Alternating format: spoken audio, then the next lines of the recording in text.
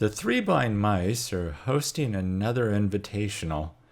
This time it's the 68 Corvette Gas Monkey Garage Edition by Hot Wheels. So I wasn't quite sure what I was going to do with this since it's pretty well pimped out the way it starts out. I mean, it has the big engine, it has the side pipes, it's pretty fancy. So I took it apart. There you see it, plastic base. The casting, I need to change it. And that chrome interior has to go. So I threw it in the citrus strip, stripped it down, and then decided I wanted to fill in the hood, and I wanted to make this into a wagon. I did some research on the internet, looked around to see what kind of variations there were of Corvettes, things people had done to make them look unusual. And the wagon was pretty cool. So obviously you see I'm busting out the JB Weld. I know some of you have been waiting for this for a while. I haven't been using enough JB Weld lately. So I taped up the casting. You see it up there. I covered the hood. I was filling that in. And then what I did in the back, and you can't really see it too well there, but I basically made a loop of the tape so that I'd have an opening in the back. Because I do want you to be able to see through this. And I didn't just want to have the illusion of a wagon by having this raised area in the back. I truly wanted it to be something you could see through, which added to the complication. And there you can kind of see that it's a tube of tape. I just made a roll of it so I'd have some kind of opening. And then I start glopping on the JB Weld. I have to put it on pretty thick. And that's the only downside of trying to create the real wagon, a hollow wagon in the back, was I needed enough thickness to the JB Weld so that it wouldn't be weak. I couldn't have a very thin layer of it. I probably could have done this in styrene a little differently, and maybe the thicknesses would have been a little thinner for the roof of that wagon area. But at the same time, I think it would have almost been a little flimsy. I'm not sure. This was the route I chose. And it involved JB Weld, so nobody's going to be too surprised. Put down the first layer, saw how it turned out. I tore the tape off the hood, as you see there. I'm pretty happy with that. The tape trick works pretty well. It gives you a pretty smooth surface. And so now I needed to mix up a second layer since I had that base for the wagon area. And then just added more to it. After this sets up, what I end up doing is I use tweezers. And I didn't do that on camera. It was a little tedious, and I needed to get in that opening in the back and pull out the tape that was on the inside. It worked well to create the opening, but as far as trying to get adhesive tape from the underside of the JB Weld in a little tiny area, there was a little yelling and screaming that went on. I'll admit it. So there you see it after a little bit of filing down. And I wanted some detail to the hood. I didn't just want it to be completely smooth. I wanted it to be a little bit raised. And there you see the back. And I do quite a bit of filing on that still after what you see there. But it is hollow. It is what I wanted to do. So use sanding sticks on the hood. Use sanding sticks on the back. To say I filed and sanded the hell out of this thing is putting it mildly. I have to apologize right now to Lee, Time Rider, because he got to hear a lot of the bitching and moaning about all the filing and sanding on this casting. He had to suffer through it. So once I had the JB Weld pretty much as good as I was going to get it, I went over that with the Bondo spot putty just to smooth everything out, including the hood. And there you see I put the tape around it because I didn't want it to stray too far. The tape on the roof area was because I didn't want to lose those seams in the removable roof. So while that's setting up, I obviously need to cut that big engine out of the interior section. So using the X-Acto saw, that works pretty well on these kinds of cuts. It works better for me than a jeweler saw in this situation. There you see it after the Bondo setup. And I went through a lot of sandpaper. I went through a lot of sanding sticks. Yeah. But I finally got it where I wanted it. There you basically see how it's going to end up. And I decided on the color. You're not going to be too surprised. But hit that with the metal cast base coat. And I think it looks pretty good. It actually looked pretty good silver. And part of me kind of kicks myself for not just stopping at that. That ugly base needed to be painted.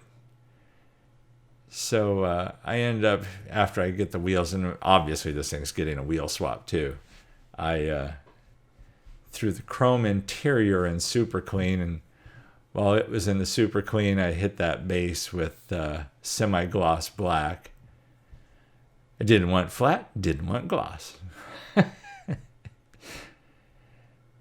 Here I just throw a wire through it and just dunk it in the super clean. And this was nice. The chrome peeled off of there really quickly. This build was difficult for me in a lot of ways because I had some regrets on this. I wish I would have used a liquid mask to mask off the chrome areas and just strip that interior. I did not want the interior chrome, but I ended up having to use a Molotow pen to re-chrome a lot of areas that were already chrome. So if I were redoing this, there's a few things I'd do differently. A few things kind of bit me on this. And I think that's one of the things on the builds. It's when you choose a major task, like on this one, doing the wagon and everything, I think you need to make some of the other areas go as easily as possible. At least I do, because I start to get frustrated. If things aren't going just right, and then you start seeing the deadline creeping up faster and faster. So the re-chroming on these worked okay, but it wasn't as good as the original chrome. I could have just detailed the areas on the original chrome, and it probably would have been better. So I hang that after doing the Molotow, and it's gauzy, gauzy, gauzy time. The glass was obviously brand new, nice and shiny, but gotta use gauzy. The build wouldn't be complete without it. Wick off the excess and throw it under that little cover for safety. While I'm doing that, I'll mention that what I end up painting, I end up painting the car with metal cast paint. That worked well. The metal cast went on well. But the Minwax polyurethane coat kind of bit me on this one. The clear coat just didn't work out as well as I had hoped. And I'm hoping to improve some of the paint situation here soon. But I went ahead and detailed this. At first it was bothering me too, the thickness of the back. And then I remembered, this is fiberglass. And I was thinking back to the El Camino I had many years ago. First car I ever had, 65 Chevy El Camino. And at one point I had a fiberglass shell on the back. And I remember that the way it wrapped around the back, it was thick in those areas because it needed an area for the glass to hinge onto. There I get out the micro crystal clear because even though I had that opening in the back, it needed glass. That's not a roll-up window on the back of this Vette. So it does, the microcrystal clear creates a clear window when it dries. It's kind of like Elmer's glue in a way, if you need an idea of the texture. And it goes on white like Elmer's glue, but it dries clear, so you can see through it. And that worked out pretty well. That stuff always seems to work really well. You can also use it as an adhesive for windshields and that type of thing. So it's time to throw all of this back together. I'd like to say, thanks again to the Three Blind Mice. These builds are fun, and please check out everyone else's builds participating in the invitational. I'll have a listing down below to the Three Blind Mice Diecast channel. Go over there, sign up while you're there, subscribe to the channel, and you'll be able to follow all of the activities going on with the Three Blind Mice. And there will be a recap video as well that shows all of the builds, and please check out all of the other builders who are participating. These are a lot of fun.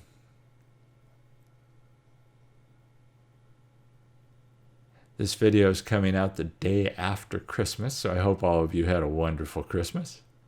Hope all of you checked out the recent Christmas builds that came out. And I do have a listing a little bit later to the Three Blind Mice Gaslands group build that's coming up. Be sure and check that out too. That's going to be February 6th. There you see it. There it rolls. I do love that color. I've been doing a lot of reds though. There's where we started. Here's where we finished. It's an interesting look. Yeah, one of the pictures of the various Vette wagons I saw had gold leaf on the side, and it was really pimped out. Since I can't do gold leaf, I just settled with a regular paint job with some extra detailing around it, and I hope you like how this turned out. It's different, that's for sure. I'd like to thank all of you that watch these videos. Thank all of my subscribers for their support. I do appreciate that you go through these with me, and I'm looking forward to 2021. Thanks to my Patreon members. I really do appreciate your support as well. And again, be sure and check out the Three Blind Mice Diecast channel. And we do have that Gaslands group build coming up February 6th. So everybody, stay safe out there. Catch you in the next one.